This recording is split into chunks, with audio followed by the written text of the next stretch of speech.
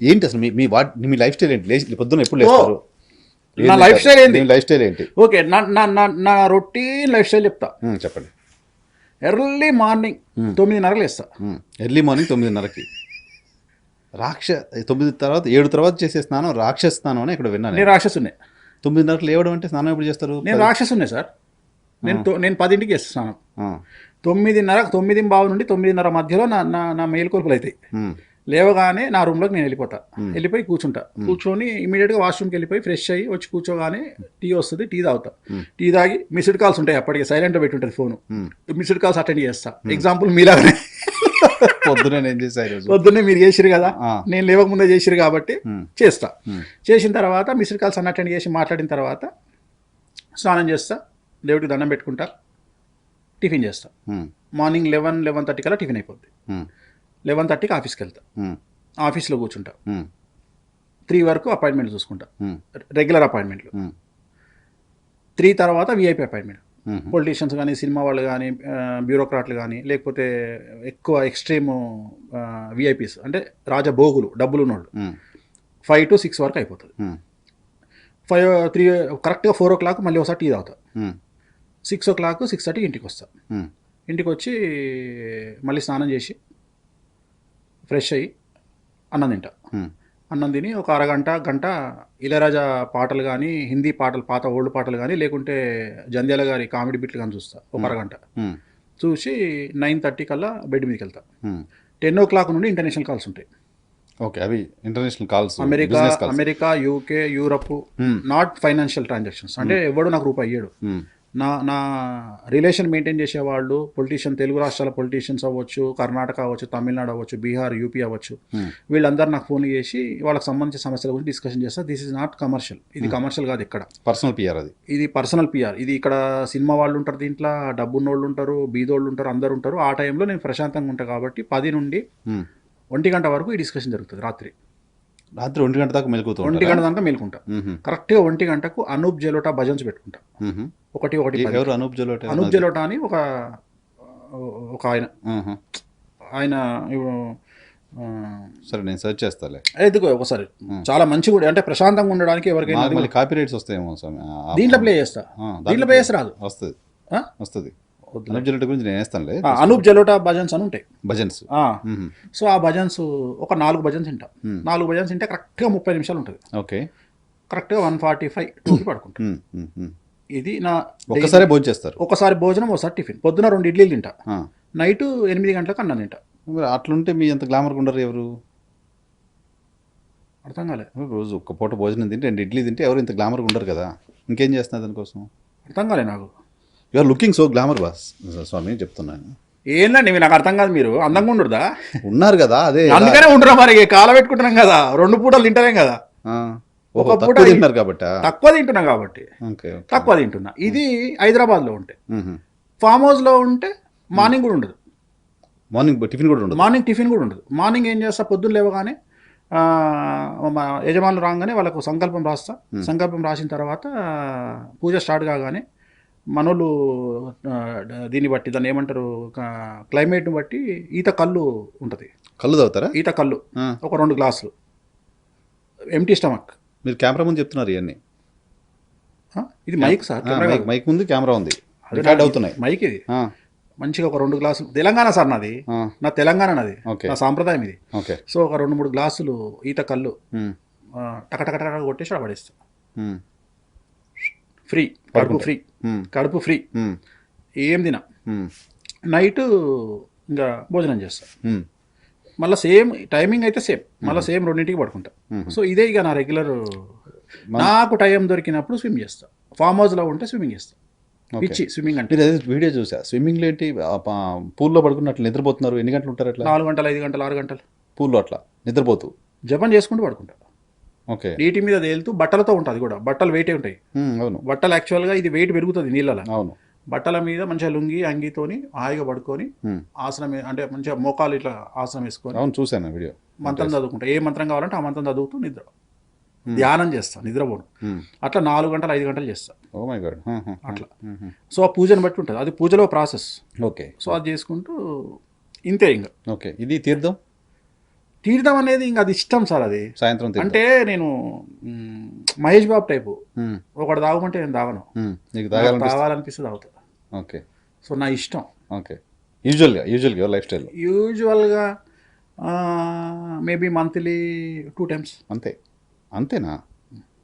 Monthly 2 times. ఇప్పుడు పూజ అయితే ప్రసాదంలో ఇప్పుడు కామాఖ్య పోయినాం, ప్రసాదం లాగా తీసుకోవాలి కంపల్సరీ. ప్రసాదం లాగా ఒక 10 ml తీసుకోవాలి. కామన్ కదా. ప్లస్ రాజరప్ప పోయినాము, తర్వాత తారాపీఠ పోయినాము, అక్కడ కంపల్సరీ లిక్కరే మందు, మనకు లిక్కరు ప్రసాదం. సో కంపల్సరీ తినాల్సిందే, తాగాల్సిందే, తినాల్సిందే. ఇప్పుడు అక్కడ మటన్ ఏం చేస్తారంటే, మనకు తారాపీఠ పోయినాం, తారాపీఠలో వాళ్ళు మనకు మటన్ ప్రసాదంగా ఇస్తారు. ప్రసాదమే మటనా? మటనే ప్రసాదం. ఓకే. సో కామాఖ్య కూడా మటను, ఫిష్ ప్రసాదం కామాఖ్యలో కూడా. సో ఖచ్చితంగా తినాలంటే మనం ఏం చేస్తామంటే గ్రేవీ వేసుకొని అన్నం తినేసి అంతే, అది క్లోజ్. ప్లస్ లిక్కర్ తాగాలి కాబట్టి ఒక 10 ml లిక్కరు డైరెక్ట్ చేతిలోనే పోస్తారు, తీర్థం పోస్తారు అక్కడ, తీర్థం ఇటు చేతిలో పోస్తారు, తాగేస్తారు అంతే. అంటే తీర్థ ప్రసాదం లాగా తీసుకుంటాం తప్ప మందులాగా తీసుకుంటాం. మందులాగా ఎప్పుడు తీసుకుంటామంటే, మానసికంగా నాకు ఎప్పుడైనా నేను డిస్టర్బ్ అయినప్పుడు అంటే నా దగ్గరకు వచ్చిన క్లయింట్లు చాలా ఎక్స్ట్రీమ్ లెవెల్ ఆఫ్ ప్రాబ్లమ్స్తో వచ్చినప్పుడు ఆ రోజు నేను డిస్టర్బ్ అవుతా. వాళ్ళ ప్రాబ్లం చూసి మీరు డిస్టర్బ్ అవుతా. ఆ రోజు నిద్ర పట్టదు నాకు, నిద్ర పట్టదు. ప్లస్ నేను డిప్రెషన్లోకి పోయే అవకాశం ఉంటుంది. అంటే అంత ఘోరమైన సబ్జెక్ట్ ఉంటుంది ఒక్కొక్కసారి, అంత ఘోరమైన సబ్జెక్ట్ ఉంటుంది. ఎగ్జాంపుల్ మర్చిపోకూడదు చెప్తా. నా దగ్గరికి భార్యాభర్తలు వచ్చారు. భార్యాభర్తలు వచ్చి నా ముందు కూర్చొని భర్త అడిగిండు నన్ను, సార్ మా అమ్మాయి అండి 3 years, జాతకం చూడండి. జాతకం చూస్తే బాలారిష్టంలో పుట్టింది, అమ్మాయి 7 years కంటే ఎక్కువ బతకదు, అసలు పుట్టిన 1 year నుండి 7 years లోపు చనిపోతుంది అమ్మాయి అన్నాక, ఏదో మాట్లాడినాక ఒకసారి వాళ్ళ భార్యను బయటికి పంపించిండు ఆయన. పంపించి చనిపోయింది సార్ 1 week అవుతుంది. మరి ఎందుకు ఈ డ్రామా ఆడుతున్నారు, మీరు ఎందుకు తీసుకొచ్చారు మీ ఆవిడ నా దగ్గరికి అంటే, లేదండి మిమ్మల్ని కలిస్తే కానీ లండన్ పోనంటుంది. లండన్ నుండి వచ్చారు వాళ్ళు. కలిస్తే లండన్ పోనంటుంది, ఆ అమ్మాయి హాస్పిటల్లో ఉందని అబద్ధం చెప్పాను సార్, ఆల్రెడీ కార్యక్రమాలు కూడా అయిపోయినాయి, చనిపోయి 4 రోజులు అవుతుంది.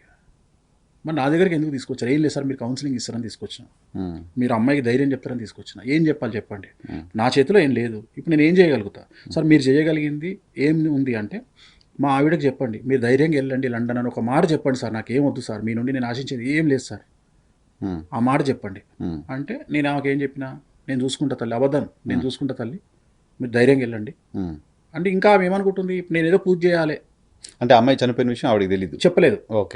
చెప్పలేదు, తల్లికి చెప్పలేదు. సో నేను ఆమెను కన్విన్స్ చేసి లండన్కి పోయేటట్టు ప్రిపేర్ చేసిన.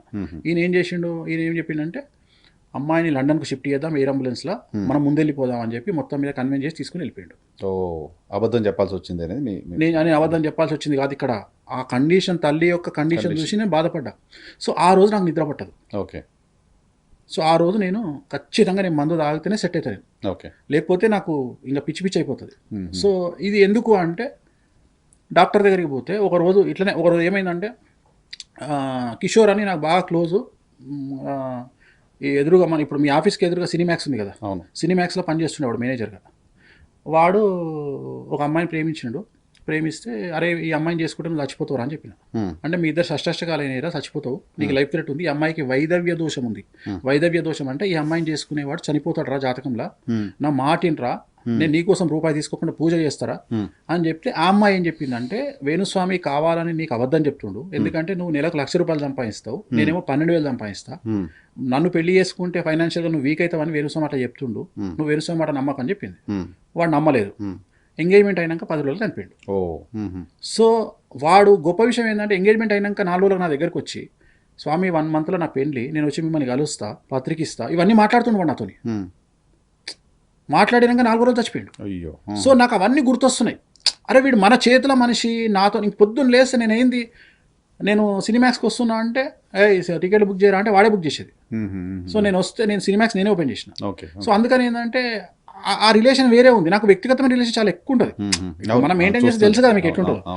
సో ఆ రిలేషన్ నేను తట్టుకోలేకపోయినా, అరే వీడు మన మనిషి కదా, అట్టే చచ్చిపోయిండు, చాలా బాధ అనిపిస్తుంది. ఉదాహరణ ఇప్పుడు జిట్టా బాలకృష్ణారెడ్డి ఉన్నాడు.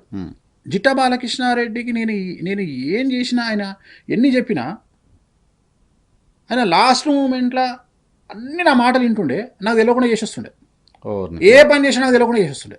ఏం చేస్తుండే, పోతుండే, నేను చెప్తుండే ఈ పార్టీలోనే ఉండన్నా, వేరే పార్టీలో పోకండి, చక్కగా పోతుండే. ఆయనతో ఓ జెండా వేసుకొని మా ఇంటి ముందరకు వచ్చి నమస్తే అంటుండే, చూసే వరకు మెడల జెండా ఏందన్నా మారినా పాట, అరే ఏమున్నదన్నా నీతో లొల్లి నాకు అర్థం కాదు అంటే ఇలాంటి బాధ. నువ్వు పోటీ చేయక ఓడిపోతావు అని చెప్తే కష్టపడి తీసుకుపోయి 8 కోట్లు పెట్టి ఓడిపోవడం, 10 కోట్లు పెట్టి ఓడిపోవడం నేను జీర్ణించుకోలేకపోతున్నా. సో ఇలాంటి సందర్భంలో నేను ఏంటంటే నేను డిప్రెషన్కి లోనే ఒక యాంగ్జైటీ క్రియేట్ అయ్యి నేను హాస్పిటల్కి పోతే నా జాతకం చూసుకుంటే నాకు న్యూరో ప్రాబ్లం అంటే న్యూరో ప్రాబ్లం అంటే యాంగ్జైటీ. డాక్టర్ దగ్గరికి పోతే డాక్టర్ ఏం చెప్పిండంటే, స్వామి మీ కండిషన్ నాకు అర్థమైంది, సో న్యూరోలాజికల్గా మెడికల్ ప్రకారం నేను మీకు చూసిన, బట్ ఇక్కడ మీరు ఫేస్ చేస్తున్నది ఏంటంటే ఒక పైలట్ 280 మందిని కూర్చోబెట్టుకున్న పైలట్ ఫ్లైట్ నడిపిస్తుంటే ఈ 280 మంది ప్రాణాలు వాడి చేతిలో ఉంటాయి. వాడు టెన్షన్ పడితే వీళ్ళందరూ ఎఫెక్ట్ అవుతారు. సో మీరు కూడా ఒక ఫ్లైట్ నడిపించేటువంటి ఒక పైలట్ లాంటి వాళ్ళు, మీరు టెన్షన్ పడితే మీ క్లయింట్లంతా ఆగమవుతారు, మీరు తీసుకునే నిర్ణయాలు తప్పవుతాయి. సో మీరు ఏం చేస్తారంటే మీకు ఎప్పుడైనా బాగా టెన్షన్ అనిపించింది, మంచిగా 2 పెగ్గులు వేసి పడుకోండి. ఓకే. సో ఇది మీకు నేను ఇచ్చే రెమెడీ, మీకు అందరు రెమెడీకి ఇస్తారు కదా, మీకు నేను ఇచ్చే రెమెడీ ఇది. సో అక్కడ నుండి స్టార్ట్ అయింది ఇది. అక్కడ నుండి స్టార్ట్ అయ్యింది. సో ఇట్లాంటి సంఘటనలు విన్నప్పుడు, ఇట్లాంటి సమస్యలు విన్నప్పుడు నేను ఎక్స్ట్రీమ్ నాకు ఇక బాధపడుతుంటా.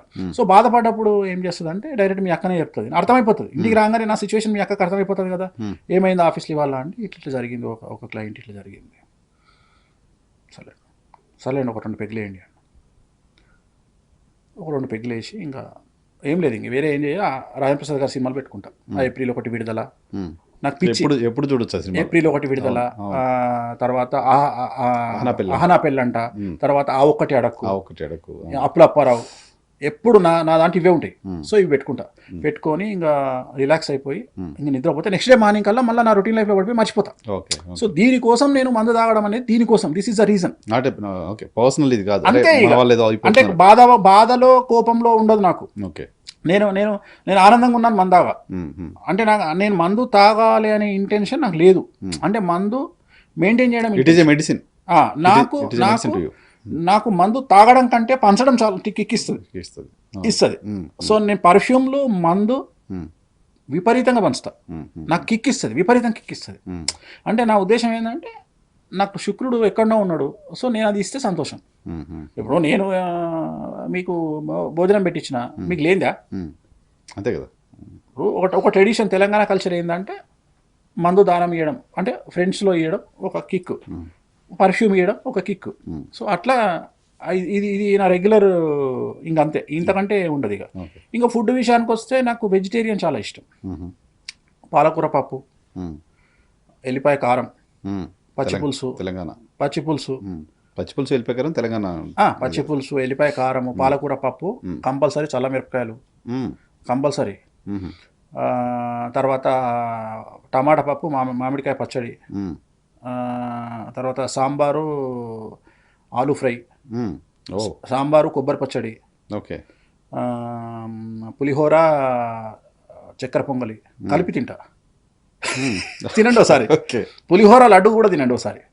అంటే ఎందుకు చెప్తున్నా అంటే మా నాన్న యాదగిరిగుట్టలో పెద్ద పూజారిగా చేసిండు, తర్వాత వేరే నాచారంగుట్టలో పెద్ద పూజారిగా చేసినప్పుడు ఏమైతుండే అంటే ఇస్తరాకులో ప్రసాదం కలిపి తెస్తుండే. కలిపి తెచ్చినప్పుడు ఏమైతుండే అంటే పులిహోర తినాలంటే పులిహోర లడ్డు మిక్స్ అయి ఉంటుండే, లడ్డు చూర టేస్ట్ మస్తుగా ఉంటుండే, అది అలవాటైపోయింది.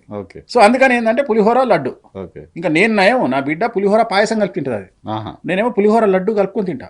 అట్లనే అయితే ఇప్పుడు మనకు మార్గలి టైం, ఇప్పుడు చక్కెర కట్టె పొంగలి ప్లస్ పొంగలి 2 వస్తాయి, స్వీట్ పొంగలి, కట్టె పొంగలి, మిరియాల పొంగలి, ఈ 2 కలిపి తింటే ఇంకా బాగుంటుంది. సో ఇట్లాంటి కొన్ని ఫుడ్ కాంబినేషన్స్ చాలా ఇష్టం. ట్రెడిషనల్ తెలంగాణ, పక్కా తెలంగాణ. ప్లస్ అవి మన తప్పాల చెక్క, సర్వపిండి, పిచ్చి అంటే ఉల్లిపాయలు చేస్తే లట్టలో ఒక 3-4 తింటా, అదొక పిచ్చి. ప్లస్ అటుకుల చుడువ, నైట్ ఇప్పటికి కూడా ఇంట్లో రెడీగా ఉంటుంది అటుకులు. ఊర్లో తెలంగాణ విలేజెస్ లో చాలా చోట్ల ఇప్పటికి నేను ఏం చేస్తాను, నైట్ 1 o'clock 2 o'clock పడుకునే ముందు ఒక 2 స్పూన్లు అటుకులు తిని పడుకుంటా. ఎందుకంటే నేను 8 o'clock తింటా కదా, 12:30 అరిగిపోతుంది, గ్యాప్ వస్తుంది, అరిగిపోతుంది. సో ఒక 12:30కి, లేదంటే ఒక పల్లీలు ఉండా, వెరైటీ కాన్సెప్ట్, ఇక అంతా ఏదో అన్నట్టు అట్లా ఎక్కువ తింటే. ఇక నాన్ వెజ్ అంటే పక్కా ట్రెడిషనల్ తెలంగాణ మటన్ కర్రీ, పక్కా ట్రెడిషనల్. రెడ్ మీట్ ఇంకా తింటున్నారు మీరు అంటే గ్రేవీ. ఇక్కడ ఏంటంటే అసలు అది ఇంట్రెస్టే ఉండదు, నాకు కావాల్సింది ఏంటంటే ఆ గ్రేవీ కావాలి. ఆ గ్రేవీ విత్ ఏందది, దాన్ని ఏమంటారు, బగారన్నం, పక్కా తెలంగాణ బగారన్నం. ఆ బగారన్నం కలుపుకొని ఎప్పుడన్నా నెలకు 2 నెలలకు తినాలనిపించినప్పుడు